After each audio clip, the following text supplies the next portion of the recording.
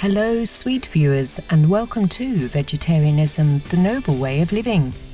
Today, we will introduce the happy, winged residents of Safe Haven Parrot Refuge and warm-hearted co-founders, Christine and Paul Foreman.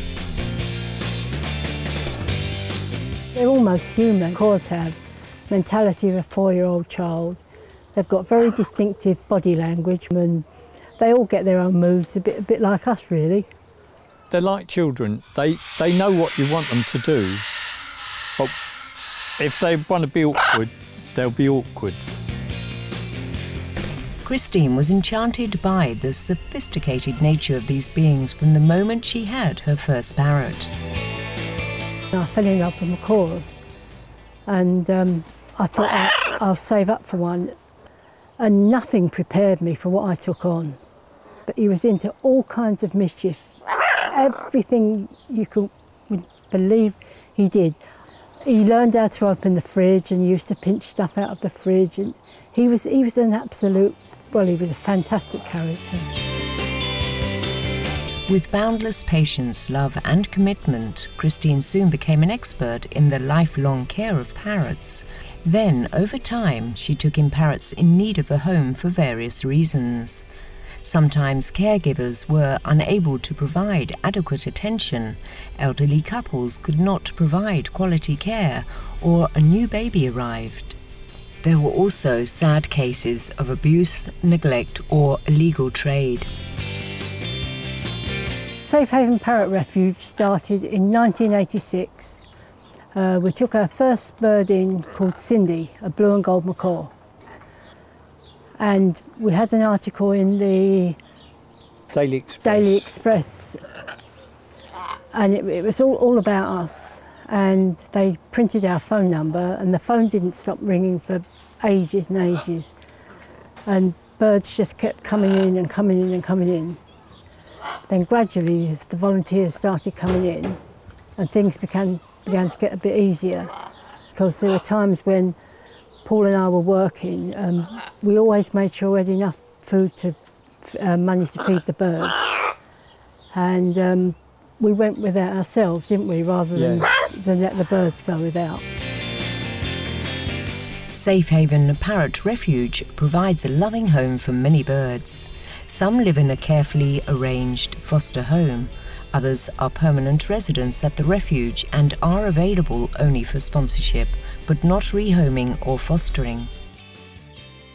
We had this conservatory built, and it's been purpose-built for the birds. We've got special blinds to keep out the heat, and even the windows are special ones to keep the heat out, because birds suffer more from the heat than they do from the cold. But in the winter, we've got heaters out there to help them. Okay, I'll take you in and you can meet the rest of the macaws. Mimi used to live with a priest. Okay. This is Mimi. Come on, Mimi. Come on. Come on.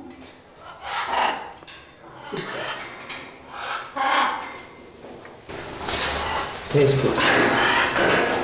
Here's a good girl. She doesn't like other birds. When we put all the birds away at night, she always comes out and sits on the top for a few hours when they're all gone. This one's Cindy, and Cindy was the first one we ever took in 1985. This one's Scarlett, and Scarlett doesn't really like anybody.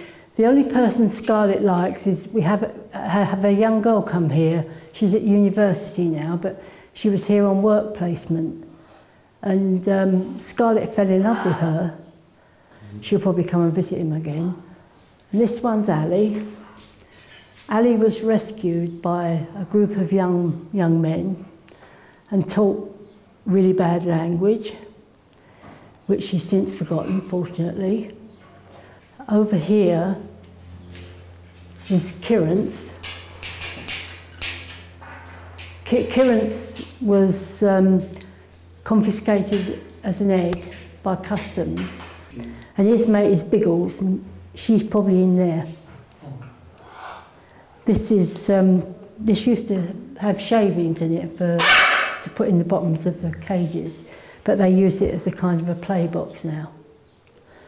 But she's right in the bottom. And Biggles's previous owners have moved to Cyprus. Although Elwood's on the tree, and he's always lived on the tree, I've been finding him in Ali's cage in the morning, because Ali comes out and she doesn't stay in the cage. So I'm not sure whether she wants to go in a cage or whether she wants to stay on the tree. I'll have to keep up my eye on her for a while. And when it's nice, they all go out in the garden, and I prepare all the food. Then round about 6:30 to 7, the majority of them go to bed. And once they've gone to bed, they're all quiet. This is the cage that Charlie and Coco live in. And within about 5 minutes of having this new cage, Coco had broken the latch off, ruined all this, picked all this off, but it's not poisonous, this is powder coating, because some cages, if they're made of metal, parrots can get metal poisoning, which is quite dangerous. Christine and Paul are able to keep their birds in good health by feeding them a well-balanced, all-plant diet. All the food the birds eat here is fit for human consumption. We use this tidy mix. It's got banana chips, Brazil nuts, peanuts, sunflower seeds that haven't got a shell. It's got safflower, walnuts, cashew nuts. It's a complete mix. It's got pieces of fruit, pieces of dried fruit, garlic sticks, because parrots love crisps and chips, but you shouldn't give them too many. But these are not salty, so it's a really good mix, this one. We always give them roasted monkey nuts, because unroasted ones contain a fungus, and that can cause aspergillosis, which is a lung disease, and most often it's fatal. We always buy pine nuts from a wholesaler,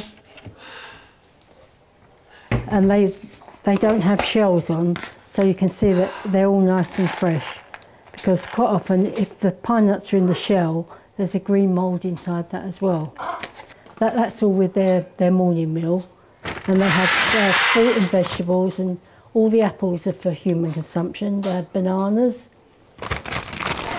We buy them walnut hard, so they get because during the summer we can't get the proper walnuts. We always buy a sack of walnuts for them in the winter, but until then they have these. So they get quite a varied diet, and they have to have these are vitamins and minerals they have, and they also have this, which is a probiotic. They have that once a week. This works really well, because if ever a bird's sick, it's a lifesaver, because if, say, you can't get to a vet straight away, then you can feed them this in their drinking water. They'll always drink it. And if they have to be on antibiotics, antibiotics kill the good stuff in their gut, as well as the bad stuff. So the probiotic replaces what's missing. But we've saved birds' lives with this. It's absolutely fantastic. Well, here we are now in the kitchen. We only use the kettle and the microwave to cook in, because using Teflon can be very poisonous to birds. In fact, just a whiff of it will kill them. And you get that in irons, on ironing board covers, toasters. You have to be very careful, because it is deadly towards birds. As you can see, they must have toys. It keeps them stimulated. It helps keep their beaks worn down. And a lot of people think that when they're grinding their beak, they're doing it to sharpen it, but it's like a cat purring. You know, cat purrs when it's happy. But when a parrot's happy, it grinds its beak and just sits on one foot. Caring for parrots the way Christine and Paul do is truly demanding work and requires a lot of attention and love, which translates into a busy daily routine. In the mornings we start at 9 o'clock and the cages are all cleaned, emptied and washed out. All the tins are taken out into the kitchen and Chris does the food and water. And the cages are absolutely cleaned out so that they're nice and clean. And the birds hopefully are in the garden. It's easier. In the winter when they're in here, they're playing on the top, and they also like come to you to do it, which you don't always want. But, we finish about 1 o'clock. And that's including putting the food back in, getting them back in. It's quite a long morning, and then of course you've got tidying up after that. So it's quite a long morning. And then it all happens again in the afternoon. At 4:30, and we're on until about 7 or 8. It all depends what's going to be done. If there's food got to be put in, it might take a little longer. But there's always a lot to do. We've been living with parrots, literally living with them for 25 years now, and until I met Christine, I wouldn't have turned my head to look at a parrot, and now it's just a way of life now. We can't go away on holidays or anything. We haven't been away for 25 years on a holiday. But this is much better, really, than going on holiday, really, looking after these. They bring a lot of joy, but they also bring a lot of sadness, because when one dies, it's horrible. It's sad for everybody, really. It's like losing one of your family. Like many other conscious people, Christine and Paul strongly believe that the parrot trade should stop. They import birds. They're still doing it, and I think it's wrong. And I've been to shows where you walk round and you see cages full of African greys on the ground. Cages packed with birds, and they're terrified, they're growling. And they shouldn't be on the floor anyway, because birds don't like being down there, not unless they go there by themselves. And I've been to shows and seen people with birds on chains on their legs. And these shows are terrible. They should be banned, because they try and sell all these poor wild-caught birds, and these birds are so terrified, sometimes they'll never ever tame down. And they'll get passed from pillar to post, which is wrong, because it causes them lots of stress. They do belong in the wild. They shouldn't import them anymore. Until the parrot trade ends for good, for Britain, the Safe Haven Parrot Refuge offers hope for birds left with nowhere else to turn, accepting them unconditionally no matter what their story. Thank you for your company on today's Vegetarianism, the Noble Way of Living. Tune in next Tuesday, September 27th, for the continuation of our two-part programme featuring the Safe Haven Parrot Refuge and its inhabitants. Coming up next is Between Master and Disciples, here on Supreme Master Television. May your every morning be greeted with the melodious song of a feathered friend. For more information about the Safe Haven Parrot Refuge, please visit www.safehavenparrotrefuge.co.uk.